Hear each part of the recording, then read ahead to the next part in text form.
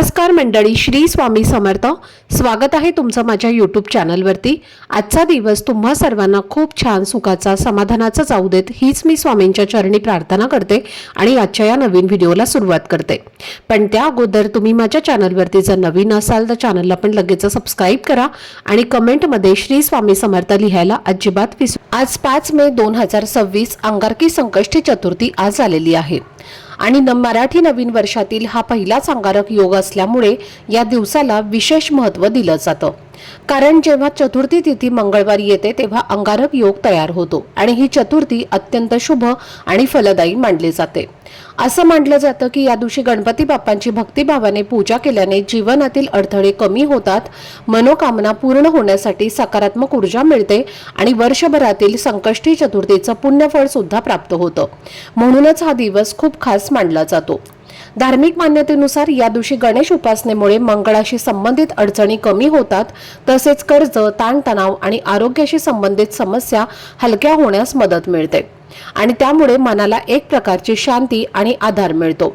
यावर्षी या चतुर्थीला शुभयोग सुद्धा जुळून आलेले असल्यामुळे या दिवसाची ऊर्जा अधिक सकारात्मक मानली जाते आणि म्हणूनच या दिवशी केलेले छोटे छोटे उपाय सुद्धा मनावर चांगला परिणाम करतात. तर आजच्या या व्हिडिओमध्ये मी तुम्हाला एक अतिशय सोपा आणि प्रभावी असा उपाय सांगणार आहे, ज्यामध्ये तुम्हाला 21 तांदळाचा वापर करायचा आहे. तर हा उपाय तुम्ही आज जेव्हा तुम्ही व्हिडिओ बघाल तेव्हापासून दिवसभरामध्ये रात्री 12 वाजेपर्यंत कधीही करू शकता.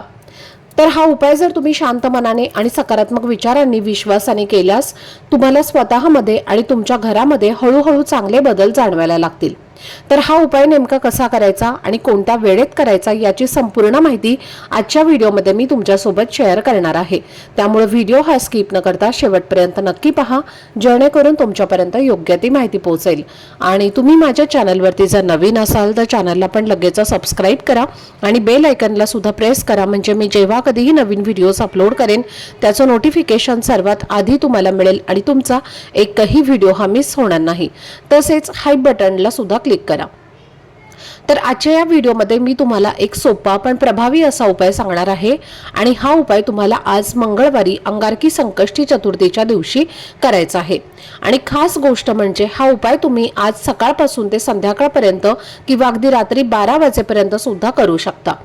कारण या दिवशी संपूर्ण वेळ जो आहे तर तो शुभ मानला जातो आणि बाप्पांची कृपा मिळवण्यासाठी हा काळ खूप महत्त्वाचा असतो. या दिवशी व्रताला खूप मोठं महत्त्व आहे. त्यामुळे शक्य असेल तर घरातील प्रत्येकाने व्रत करून गणपती बाप्पांची पूजा करावी आणि विशेष करून घरात शिकणारी मुलं किंवा लग्नाच्या वयातील मुलं असतील तर त्यांनी सुद्धा हा दिवस नक्की पाळावा. कारण अशी श्रद्धा आहे की त्यामुळे शिक्षणात प्रगती होते आणि चांगले योग हे जुळून येतात. आणि म्हणूनच लहान मुलांपासून ते मोठ्यांपर्यंत प्रत्येकाने या दिवसाचा लाभ घ्यायचा प्रयत्न करायचा आहे. आपण सगळे आपल्या आयुष्यामध्ये खूप मेहनत करतो, खूप प्रयत्न करतो, पण कधी कधी नशिबाची साथ मिळत नाही आणि त्यामुळे आपली कामं अर्धवट राहतात किंवा उशिरा पूर्ण होतात. म्हणूनच अशा पवित्र दिवशी केलेले उपाय आपल्या प्रयत्नांना बळ देतात आणि यश मिळवण्याचा मार्ग सोपा करतात आणि मनातल्या इच्छा पूर्ण होण्यासाठी मदत करतात. तर हा उपाय करण्यासाठी तुम्हाला तुमच्या घरातल्या देवघरातल्या गणपती बाप्पांची पूजा करायची आहे. जर तुमच्याकडे मूर्ती असेल गणपती बाप्पांची तर त्याच्यावरती तुम्हाला स्वच्छ पाण्याने किंवा पंचामृताने किंवा कच्च्या दुधाने अभिषेक करायचा आहे.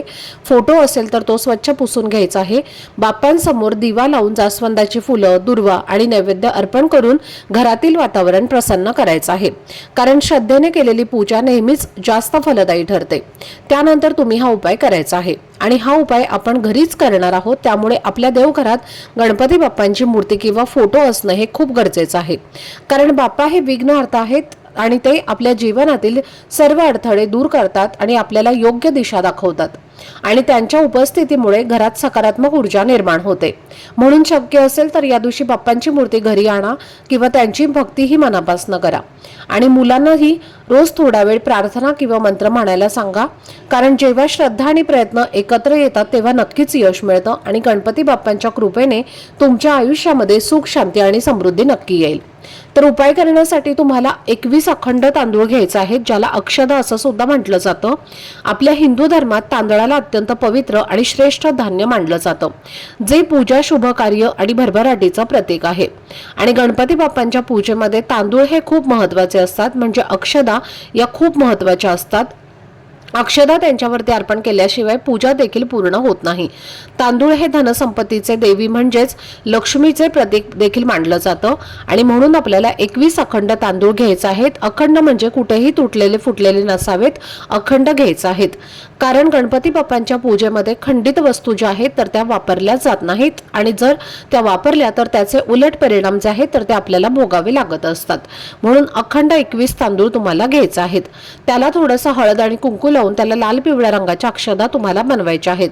त्यानंतर तुम्हाला एक लिंबू घ्यायचा आहे। लिंबू चांगला पिवळा बघून घ्यायचा आहे आणि त्या लिंबावरती लाल पेनाने तुमच्या मनातील इच्छा तुम्हाला लिहायची आहे। धनप्राप्तीची इच्छा आहे तर धनप्राप्ती, नोकरी प्राप्तीची इच्छा आहे तर नोकरी प्राप्ती, मुलांची प्रगती, शत्रूचा त्रास, आजारपण, जे काही तुमची इच्छा आहे तर ती इच्छा तुम्हाला या पेनाने या पिवळ्या रंगाच्या लिंबूवरती लिहायची आहे। जे आपण आपल्या स्वयंपाकघरामध्ये लिंबू सरबत करण्यासाठी लिंबू जे वापरत असतो तर त्याच लिंबूवरती तुम्हाला इच्छा तुमच्या मनातली लिहायची आहे। त्यानंतर हे लिंबू आपल्याला हातामध्ये घ्यायचं आहे। गणपती बाप्पांचं स्मरण करायचं आहे, मनोमन इच्छा व्यक्त करायची आहे आणि 3 वेळेला गणपती अथर्व शीर्षाचं पठण करायचं आहे। त्यानंतर हे लिंबू जे आहे तर ते गणपती बाप्पांची मूर्ती असेल किंवा फोटो असेल तर त्याच्या मागच्या साईडला ठेवून द्यायचं आहे। बाप्पांची मूर्ती असेल तर मूर्तीच्या मागे ठेवा आणि फोटो असेल तर फोटोच्या मागे ठेवायचा आहे। त्यानंतर गणपती बाप्पांना दुर्वा जास्वंदाची फुलं तुम्हाला अर्पण करून घ्यायची आहेत। हळद कुंकू अक्षदा अर्पण करायचं आहे आणि जे 21 तांदूळ तुम्ही घेतलेले आहेत म्हणजे अक्षदा ज्या तुम्ही घेतलेल्या आहेत तर त्यातली तुम्हाला एक तांदूळ म्हणजे एक अक्षदा हातामध्ये घ्यायचा आहे आणि एक मंत्र मी तुम्हाला सांगत आहे तर तो मंत्र तुम्हाला म्हणायचा आहे। मंत्र असा आहे, इदम अक्षतम ओम गण गणपतये नमः। हा मंत्र तुम्हाला म्हणायचा आहे। एक अक्षदा बाप्पांच्या चरणी तुम्हाला अर्पण करायची आहे। दुसरी अक्षदा घ्यायची आहे, इदम अक्षतम ओम गण गणपतये नमः हा मंत्र म्हणायचा आहे आणि दुसरी अक्षदा अर्पण करायची आहे। असं तुम्हाला 21 वेळेला मंत्र बोलून 21 अक्षदा बाप्पांच्या चरणी अर्पण करायचं आहे। दोन्ही हात जोडून गणपती बाप्पांचं स्मरण करायचं आहे आणि एक माळ तुम्हाला ओम गण गणपतये नमः या बाप्पाच्या महामंत्राचा जप करायचा आहे। म्हणजे 108 वेळेला जप करायचा आहे आणि दोन्ही हात जोडून आपली इच्छित मनोकामना व्यक्त करायची आहे।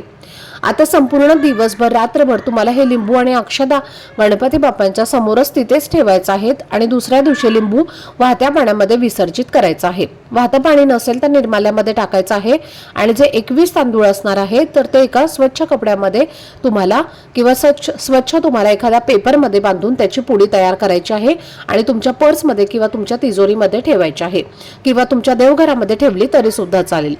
जेव्हा तुम्ही कोणत्याही महत्त्वाच्या कामाला बाहेर जाता तेव्हा ती पुडी आपल्या सोबत घ्यायची आहे। नक्कीच त्या कामामध्ये आपल्याला यश मिळत असतं। मुलं जर एखादी एक्झाम देण्यासाठी जात असतील तर परीक्षा देण्यासाठी जात आहेत किंवा काही कामानिमित्त ते जात आहेत तर मुलांकडे सुद्धा तुम्ही ही पुडी देऊ शकता। यामुळे बाप्पांचा आशीर्वाद आपल्याला प्राप्त होतो। या अक्षदांमध्ये एक दैवी शक्ती असते, त्यामुळे आपल्याला प्रत्येक कामात यश मिळते, आपली अडलेली कामं सुद्धा पूर्ण होतात आणि म्हणून तुम्हाला हा 21 अखंड तांदळाचा अत्यंत प्रभावी उपाय जो आहे तर तो मंगळवारी आज अंगारकी चतुर्थीला करायचा आहे। तुमच्या घरात सूतक असेल आणि मासिक धर्म असेल तर हा उपाय तुम्हाला करता येणार नाही। स्त्री पुरुष मुलं कोणीही हा उपाय करू शकतं। तर ही अत्यंत महत्त्वाची माहिती मला तुमच्यापर्यंत शेअर करायची होती। आजचा हा व्हिडिओ जर तुम्हाला आवडला असेल, माहितीपूर्ण वाटला असेल तर व्हिडिओला लाईक करा, चॅनलवरती नवीन असाल तर चॅनलला सबस्क्राईब करा आणि हा व्हिडिओ आपल्या मित्रपरिवारासोबत जास्तीत जास्त शेअर करा। चला तर मग भेटूया पुढच्या व्हिडिओमध्ये। तोपर्यंत सर्वांना श्री स्वामी समर्थ। धन्यवाद।